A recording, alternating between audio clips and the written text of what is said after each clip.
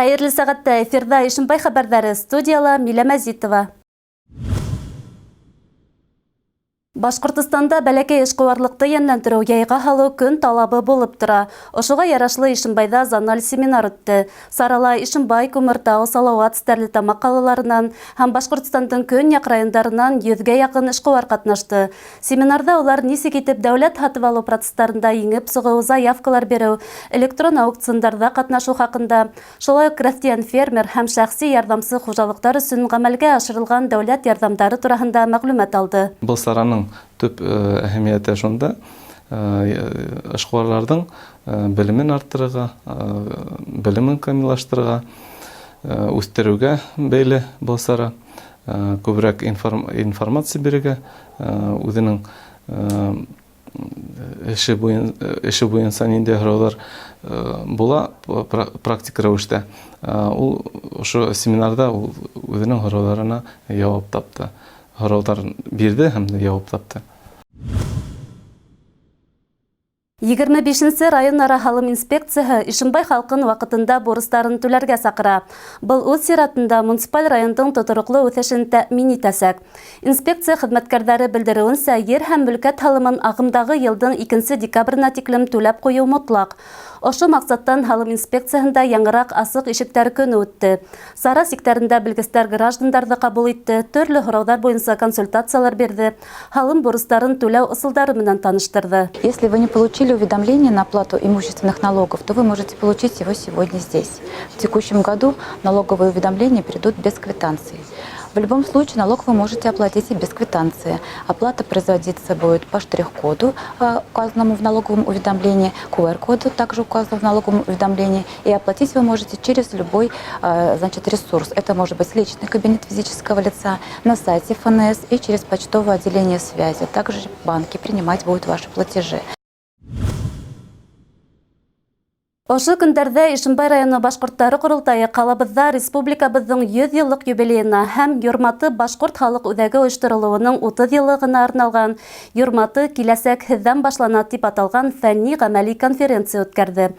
Саранан төп репортажды киләһе сюжетта тәҡдим итәбеҙ. Сара Әхмәтзәки Вәлиди исемендәге 2-нче башҡорт гимназия интернатында башланып китте. Конференцияла ҡатнашыусылар республикабыҙ дәүләтселегенә нигеҙ һалған арҙаҡлы яҡташыбыҙ Әхмәтзәки Вәлидиҙең ҡалала урынлашҡан һәйкәлдәренә сәскәләр һалды. Артабан конференция ҡалабыҙҙағы милли мәҙәниәттәр үҙәгендә дауам итте. Сарала гимназия уҡыусылары, хеҙмәт ветерандары, Көнгәк, Юрматы, Аҡбуҙат башҡорт халыҡ үҙәктәренең вәкилдәре, шулай уҡ район, ҡала үҫешенә тос хеҙмәт өлөштәрен индергән шәхестәр ҡатнашты. Юрматы ырыуының тарихына ҡыҫҡаса байҡау яһалды. 1927 йылда Сәғит Мирасов Башҡорт аймағы журналында Юрматыларҙың шәжәрәһен Тәтәгәс бей шәжәрәһе исеме менән сығарған. Шәжәрәнән күренеүенсә, Юрматылар 13-14 быуаттарда хәҙерге Татарстан территорияһына ҡараған Зәй, Шишмә йылғалары буйында йәшәгән. Һуңғараҡ Аҡһаҡ Тимер менән Туҡтамыш хандың көрәшеүе, Нуғай урдаһының көсәйеүе арҡаһында Юрматылар был яҡтарҙы ташлап, әле йәшәгән урындарға килеп сыҡҡан. Республикабыҙҙың юбилейы алдынан Ишембай телевидениеһы төшөргән Әхмәтзәки Вәлиди варithtarының хәтере фильмен залдағылар тулҡынланып ҡараны. Юрматы үҙәгенең элекке ағзалары тарих биттәрен барланы. Башҡорт халыҡ үҙәктәренең вәкилдәре был ойошмаларҙың ни тиклем әһәмиәтле булыуын әйтеп киттеләр. Бик күп эштәр башҡарҙыҡ. Гимназия астыҡ. 25-нче башҡорт гимназияһын. 3-нче башҡорт лицейын астыҡ. 2 ҡатлы матур ҙур балалар баҡсаһы астыҡ. Йәнтөйәкте. Шул тиклем матур балалар баҡса әллә эшләй. Һәм башҡорт милләте өсөн китапхана булдырҙыҡ. Әле лә ул эшләй башҡорт милләте өсөн.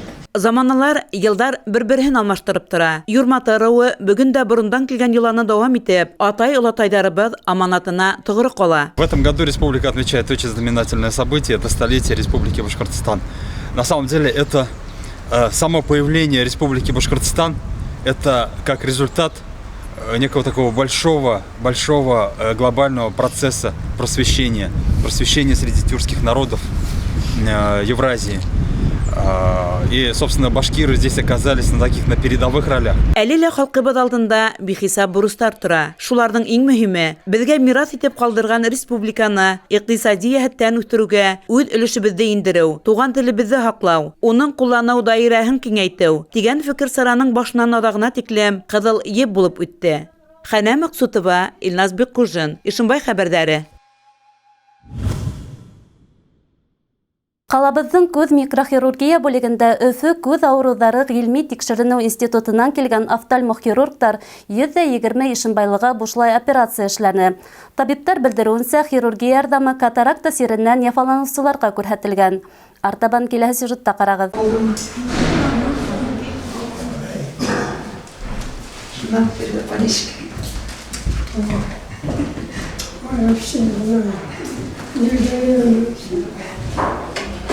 Хирургия ярдәме катаракта сиренә юлыгучыларга күрһәтелде. Өфөннән килтерелгән заманча яһазландырылган корылмалар операцияны тиз, сифатлы башкарып сыгу мөмкинлеген бирде. Пациенттар операция өстәлендә нибары 5-10 минут ятып, 5-6 сәгатьтән соң өйләренә кайтарылды. Безнең иҗади төркем эш барышы белән танышкан көндә Ишембай Үдәк район дәваханәһе бүлмәләре пациенттар белән тулы ине. 2 көн исендә алтын куллы табиптар тарафынан 77 авыруга ярдәм күрһәтелгән инде. Пациенттар күҙләренә тулган шатлык яшьләрендә һөртергә ашыкманы.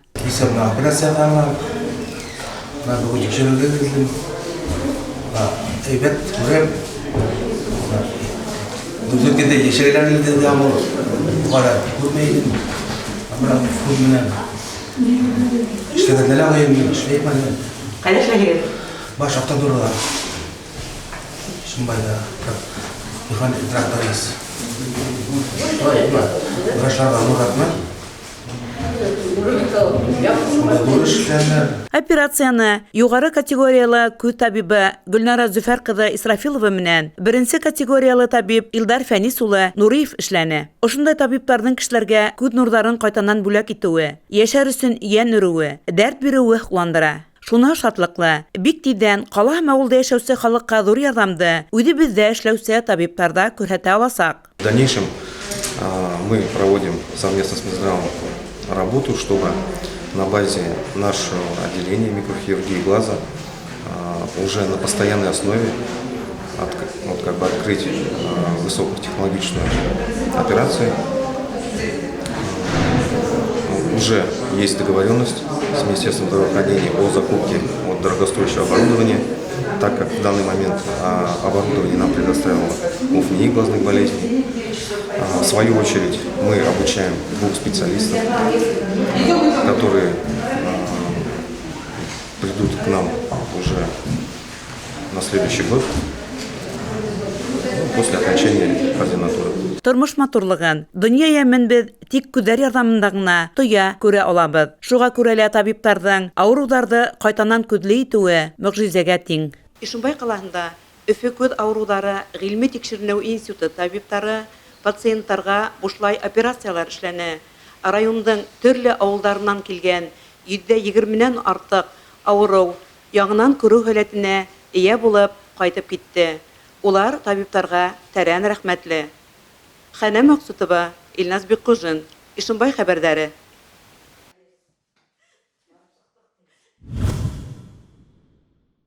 Аппак матур тештәр сәламәтлек билдәһе. Калабызда теш дәвалау клиникалары бихисап. Шулай да 11 ел элек асылган табиб кабинеты Ишембайдар арасында киң танылу яулаган. Үз эшен яхшы белгән тәҗрибәле теш табиблары ярдәм һорап мөрәҗәгать итүчеләргә һәр сак сифатлы хезмәт күрһәтә. Артабан Хәнә Максутова.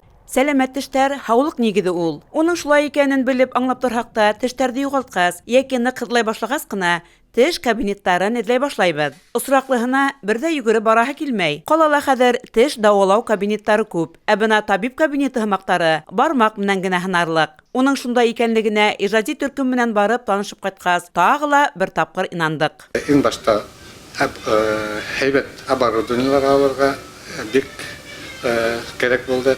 Иң беренче шуны хәстәрләдек, чөнки халык килгәстә тирәккә күр һала. Бар һала һәйбәтме, матурмы, мин дөрес килдемме, юкмы дип. Иң мөһиме халыкты үзебезгә ялып итү өчен тырыштык инде. Стоматология кабинетында үз һөнәренә гашыйк 4 табиб эшләй. Улар тарафынан күп төрле хезмәтләр күрһәтелә. Бүлмәләр креслоннан тыш, заманса кораллар, аппаратуралар белән яһазландырылган, кәрәкле инструментлар белән тәэмин ителгән. Улар ярдәмендә тешләрдә авырттырмай гына даваларга, тергедергә, хаклап калырга, протезлар куйдыртырга мөмкин. Лечениега дип, тешләремә протез эшләтергә дип килгән идем.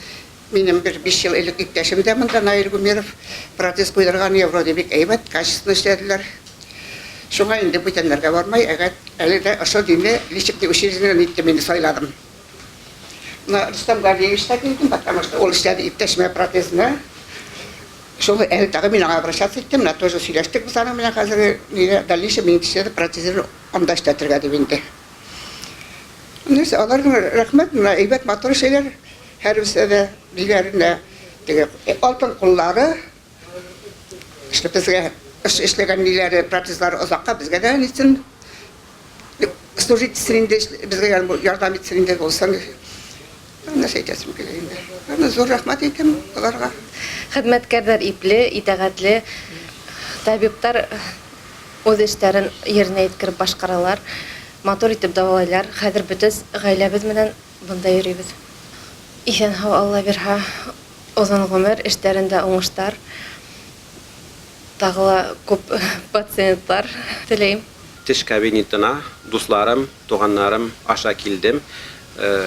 Кешеләрдән сораганда, тешне кайда юнәтергә дип туганнар, дуслар гел ошо табибны кәңәш иттеләр. Һәм мин монда килеп алданманым. Хәтерләвемсә, 2005 елны, 4 елны мин тешләремне монда төзәттем. Әле менә быел 2019 ел мин бүтән теш кабинетына, теш врачына килгәнем юк. Бик яхшы эшләнеләр. Миңа рәхмәт кенә әйтәм, һәм эшләрендә уңышлар теләйм. Пациентларга уңайлы булһын өчен алдан язылу мөмкинлеге бар. Телефон аша кайсы көнгә, сәгатькә килергә языла. Үзеңә охшаган табибты хайлап алырга ла була. Безгә дәваланырга килгән пациентларга инде әйтәм килә, безгә килегез, йөрегез, тиешле хезмәт күрсәтербез. Безнең кабинет калала иң һәйбәтләрдән исәпләнә. Бездә дәваланганга бер дә үкенмәссегез. Теш түзгеһез сызлаган очракта алдан язылмаенча пациентты кабул итеп, тешләрдә дәвалау каралган. Ишембай районында гына түгел, күрше калалардан да килүче даими пациентлар бар. Теш тазарту иртән матурлык өчен, кич кенә һаулык өчен кирәк ди табиблар. Табиб кабинеты һезгә матурлыкта, һаулыкта бүләк итә. Әгәр дә тешләрегезнең ялтлап торуын күрергә теләһәгез, Губкин 12 адресы буенча урнашкан табиб кабинетына рәхим итегез. Хәнә Максутова, Илназ Беккужин, Ишембай хәбәрләре. Ошының менән сыгарылышыбыз тамам, киләһе очрашканга тиклем.